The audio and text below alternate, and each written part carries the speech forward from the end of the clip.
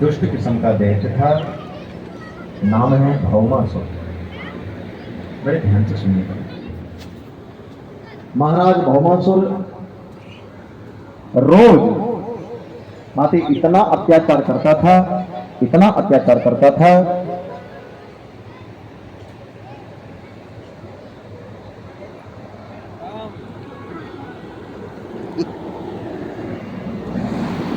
बच्चे लोग शांत रहो, आगे बच्चे लोग बैठ के बोलेंगे। और श्री वृंदावन बिहारी लाल जय हो। कथा सुने, एक एक मिनट कीमती। मैं निवेदन कर रहा था, देखो भौमासुर आते रोज, किसी दिन 10, किसी दिन 5, किसी दिन 2 सुंदर सुंदर कन्याओं का अपहरण करके लाता। नतीजा क्या हुआ? एक दिन मंत्री ने पूछा, आप रोज कन्याओं का अपहरण करके लाते हैं, या फिर उनसे ब्याह करो। नहीं तो इनको काम दो। ना आप इनको काम दे रहे हैं, ना ब्याह कर रहे हैं, तो जेल में रख करके रोटी क्यों दे? भौमासुर ने कहा, ब्याह करेंगे। कब? बोले मैंने मन में संकल्प लिया है 20,000 जिस दिन कन्याएं हो जाएंगी उस दिन। किस्त किस्त में नहीं, फिर एक बार। क्यों? मुझे रिकॉर्ड बनाना है, रिकॉर्ड बनाना है मुझे। भैया ये तो हो गया भौमासुर की बात। लोग रिकॉर्ड बनाते ही रहते हैं कुछ ना कुछ। लेकिन जिनकी बेटियां चोरी हो गई, माते उनके घर की स्थिति क्या होगी? और जिनकी बेटियां जवान हो गई हो, उनकी क्या दशा होगी? मतलब बेटियों को घर से निकलना मुश्किल हो गया। बस अगर भैया 5 मिनट लेट हो जाए, घर में रोना धोना चालू।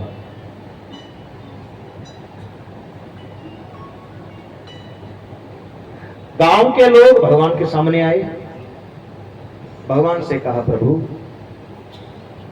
हमारी बेटियों को घर से निकलना मुश्किल हो गया, आप इसका कुछ उपाय करिए। माई हमारे घर में भी तो बेटियां हैं, हमारी भी तो बहन है, आतताई हो गई। भगवान ने इस मुद्दे को बड़ी गंभीरता से सुना और अपनी सेना लेकर के प्राग ज्योतिषपुर पहुंचे। प्राग ज्योतिषपुर को आज असम कहते हैं, गुवाहाटी। ध्यान से सुनिए, गुवाहाटी को ही प्राग ज्योतिषपुर कहते हैं। माते पता क्या हुआ? जब भगवान ने भौमासुर को मार दिया, भौमासुर कुछ था नहीं, इससे बड़ा बलवान है। वो कौन है? बोले जिन कन्याओं का अपहरण करके लाया, इन सबको जेल में रखा था, और उस जेल के जेलर यानी कि उसका जो जेल के व्यवस्था देखने वाले कौन? बोले उसका नाम है मुर। भगवान ने उसके साथ युद्ध किया। इसलिए भगवान ने जब मुर नाम का दैत्य को मारा तो भगवान का एक नाम और पड़ गया, मुरारी। बोलो वृंदावन बिहारी लाल। मुरारी। आज गेट का दरवाजा जब भगवान ने खोला, भैया उसमें से निकले 16,100 कन्याएं। भैया हम बदलापुर में हैं, कितने वोट होंगे बदलापुर में? अगर एक 4 लाख, और कन्याएं अकेले कितने लेके आया है? 16,100। और भैया अगर हमारा अंदाजा सही है तो ये पंडाल में कितने लोग होंगे? इससे आप सीधे हजारों गुना करिए, भीड़ देखे पंडाल में, इससे ज्यादा कन्याएं भगवान देख करके हैरान हो गए। इसका टारगेट 20,000 था, 16,000 इसने इकट्ठा किया। सारी कन्याएं लौट करके घर गई, भगवान का यश बढ़ा। ठीक है माता, लेकिन अभी समस्याएं खत्म नहीं हुई। पूछो क्यों? क्योंकि उन कन्याओं का विवाह कहां होगा? क्योंकि विवाह जब तय होता है तो दोनों पक्ष बैठेगा। वर पक्ष ने पूछा आपकी कन्या, बोली बड़ी सुंदर है, पढ़ी लिखी, बोली बहुत अच्छी है, दान दहेज, बोले जो जो आप देंगे। आखिरी प्रश्न पूछा जाता था, क्या कहीं आपकी बेटी को भौमासुर ने तो नहीं न पकड़ा? बाबा आप बताइए, उस कन्या का बाप क्या जवाब देगा? निराश हो गए, उदास होकर के बोले, उस दुष्ट के कारागार में, जेल में हमारी पुत्री 2 दिन, कोई कहता था 4 दिन, कोई कहता था 6 महीना। अब भैया कौन ब्याह करेगा? ऐसी बेटी से कौन ब्याह करेगा? भैया एक चीज और सुनिएगा, बड़ा अच्छा लगेगा। हमारे साउथ में आज भी दिन में शादी होती है। यहां क्यों रात में होता है? सब विद्वान लोग बैठे। माते हम कोई भी दान करें तो सूर्य साक्षी होना चाहिए, लेकिन हमारे इधर उत्तर भारत में 2, 2.5, 3 के बीच में कन्यादान होता है। क्यों होता है? सबको पता है, जो नहीं पता मैं उनके लिए बताता हूं। माते दिन में ही शादी होता था, लेकिन इस धरती पर मुगल शासन जब आया,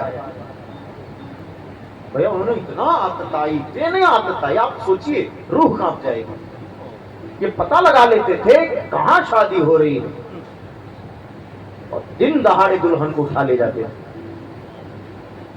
जेवर लूट लेते थे, कन्या का अपहरण करते थे, और बेचारे असहाय होकर के गांव के लोग देखते रहते। उनसे बचने के लिए आधी रात को छुप छुप करके ब्याह की प्रथा चली। ये हमने हिस्ट्री में पढ़ा। भाई आप कल्पना करिए क्या भय का माहौल होगा। सही बोल रहे हैं, एकदम। उन आक्रांताओं ने इतना तक किया कि पता लगाते थे और नई नवी दुल्हन को लेकर चले जाते थे। सोचिए, वो समय का मांग था। नहीं तो दान सूर्य को साक्षी करके ही करते थे। अपनी बेटी को सुरक्षित रखने के लिए, अपनी बहन को सुरक्षित रखने के लिए, अपनी पत्नी को सुरक्षित रखने के लिए उस जमाने के लोगों ने इस चीज को स्वीकार किया। नहीं चलो कोई बात नहीं, हम भोर में ब्याह करके उसी समय विदाई करेंगे, क्योंकि उसी समय बड़ी गहरी नींद आती थी 2-3 के बीच में। आज वही दशा गांव वालों की हो गई। भगवान सुखदेव बोले, परीक्षित सारी कन्याओं की दशा यही हो गई, और ये दर्द मेरी बेटियां लोग जल्दी समझ जाएंगे। अब इतनी मेरी बहनी लोग बैठी हैं। माते एक दिन क्या हुआ कि कन्या के मां ने कहा कन्या से, सुनो तुम हमारे घर में पैदा ही क्यों हुई? तुम्हारे चलते तुम्हारी छोटी बहनों की शादी रुक रही है, तुम्हारा ब्याह तो होगा नहीं, और तुम्हारे पिता दिन प्रतिदिन बीमार होते जा रहे हैं, क्योंकि बेटी की शादी नहीं होगी तो बाप को तो चिंता होगी। एक काम करोगी? कन्याओं ने कहा, मां बताओ क्या करना है। मां ने रोते हुए बेटी से कहा, तुम हमारा घर छोड़ करके कहीं भी चली जाओ, कहीं भी चली जाओ, हम ये सोच लेंगे हमारी एक बेटी अब इस दुनिया में नहीं है।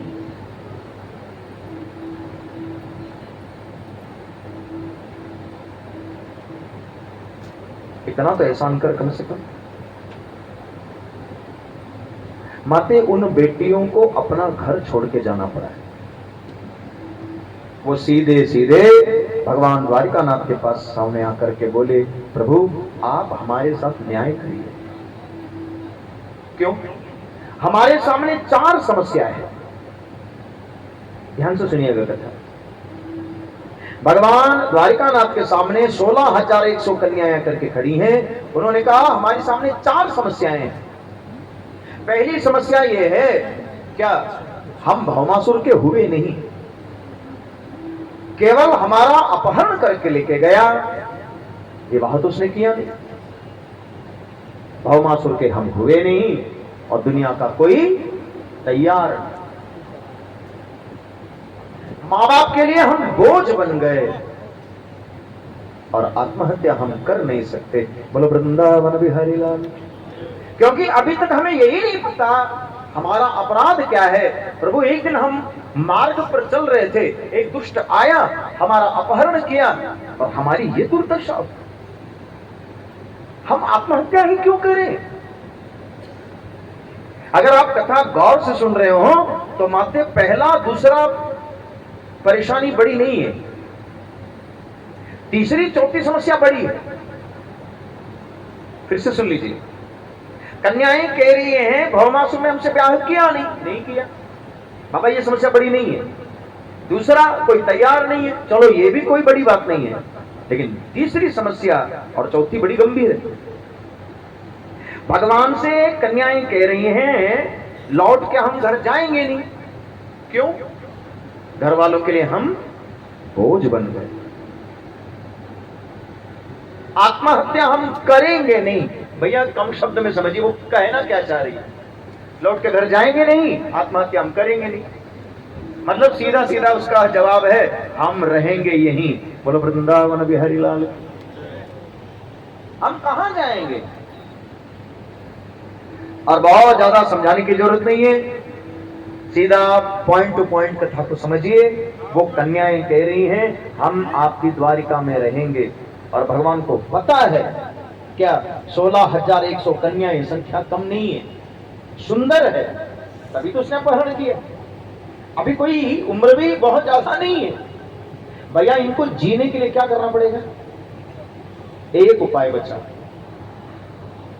सबको पता है। आज नहीं तो कल, कल नहीं तो परसों उन कन्याओं को अपना शरीर के साथ सौदा करना पड़ेगा। क्यों? दुनिया जीने नहीं देगी। बोलो वृंदावन बिहारी लाल। ध्यान से सुनना। भगवान ने मन में सोचा मेरी द्वारिका बदनाम नहीं होगी, कुल होगा। क्यों? माते जिस शहर में 16,100 कन्याएं, जिसका आगे पीछे कोई नहीं है, कितना असामाजिक तत्व फैल जाएंगे सोचिए। और मेरी बनी बनाई घर बदनाम हो जाएगा। बाबा हर शहर किसी न किसी चीज के लिए मशहूर होता है ना। जैसे हम अगर शुरू करें तो बनारस, हाँ बनारस का क्या है तो बोले वो पान। कलकत्ता का बोले मिठाई। भैया अलीगढ़ का बोले ताला। आगरा का तो बोले पेठा, है ना। और जौनपुर का क्या है मुझे नहीं पता, आप बताओगे तो मैं जान जाऊं। ये मिर्ती। अरे बाप। अच्छा एक दिन आया था मेरे, हाँ आया सही याद आया। तो हर शहर किसी न किसी के लिए मशहूर है। तो क्या भगवान की द्वारिका इसी के लिए मशहूर होगी? अयोध्या, मथुरा, माया, काशी, कांची, अवंतिका, पुरी, द्वारावती चैव सप्तेत। ये 7 पुरियां मोक्ष की है, भोग की नहीं है। भगवान ने थोड़ा सा भी विलंब नहीं किया। भगवान खड़े होकर के बोले सुनो, आत्महत्या करना सदा सर्वदा निंदनीय है। और कौन कहता है क्या बेटियां बोझ है? अगर तुम चाहो तो तुम सब की सब मेरी पत्नी बन करके यहाँ रह सकती हो। बोलो वृंदावन बिहारी लाल। माते ये कोई छोटी मोटी चीज नहीं है, ये कोई छोटा मोटा भाग्य नहीं है माते।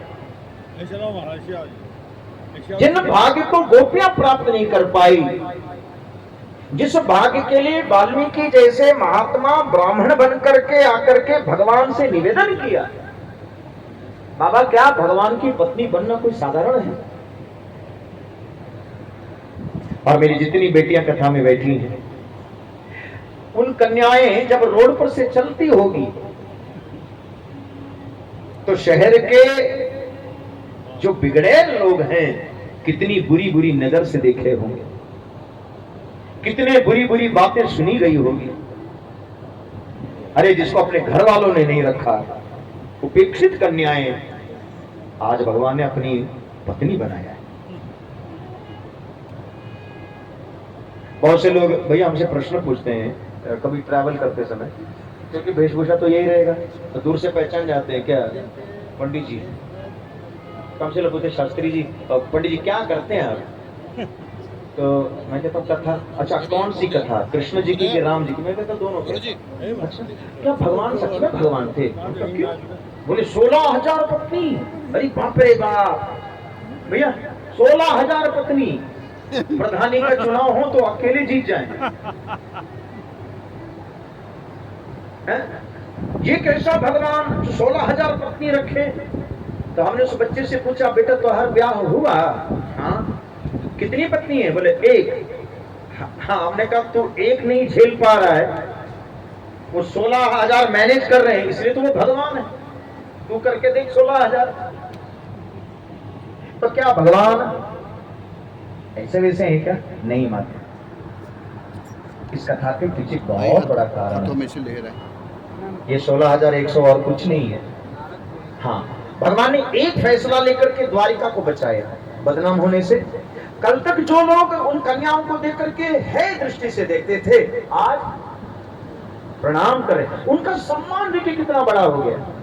तीसरा फायदा क्या हुआ माते? तीसरा फायदा ये हुआ, जिन कन्याओं को धक्के मार करके घर से बेघर करके कहा तुम कहीं जाओ, कुएं में कूद के मर जाओ, हम समझ लेंगे मेरी बेटी मर गई, वही माँ बाप दौड़े दौड़े आकर के हाथ जोड़ करके माफी मांग करके बोले माफ कर। क्यों? तुमने हमें भगवान को दामाद के रूप में दिया है। बोलो वृंदावन बिहारी लाल। कौन कहता है क्या बेटा ही कुल को तारते बाबा है? अगर तुम्हारी जैसी बेटी हो ना तो वो भी कुल को तार सकती है। इसलिए माता लोगों से निवेदन है कभी बेटी के साथ आप ऐसा व्यवहार मत करिए, बेटी भी कुल को तार सकती है। चौथा फायदा क्या हुआ? क्या उनकी बाकी बहनों का ब्याह रुकेगा? बाबा लाइन लग गई। क्यों? हाँ इसके यहाँ ब्याह हो जाएगा तो हमारा भगवान का इनडायरेक्ट रिश्ता हो जाएगा साधु भाई का। भैया अब तो लाइन लग गई। एक फैसला भगवान ने हजारों की संख्या का समस्या खत्म कर दिया। और एक चीज और बोलूं, ये सुनना बड़ा जरूरी। कल जो कथा में है तो उनको याद होगा, जगदम्बा श्री जानकी जी कहां चली गई थी? धरती पर चली गई। भैया पता है वशिष्ठ जी ने एक दिन पूछा, राम मैं कुछ दिन आपको बड़े गौर से देख रहा हूं, आप खोए खोए उदास उदास रहते हो, आपको कोई चिंता सता रही है क्या? भगवान रामभद्र बोले गुरुजी आपसे हम क्या ही छिपाएं, क्या मुझे मेरी पत्नी सीता बड़ी याद आ रही है। आज की भाषा में बोलो ताकि मेरे बेटा बेटी लोग समझ जाए, मिस कर रहे हैं भगवान, बड़ी याद आ रही है। और जब मुझे सीता याद आती है तो मेरी आंखें भीग जाती हैं। क्यों? भगवान राम का शब्द पढ़िएगा। भगवान राम कह रहे हैं गुरुजी मैंने सीता के साथ बड़ा अन्याय किया, बेचारी पूरा जीवन मेरे लिए तपस्या करती रही और मैंने उसको दिया क्या है?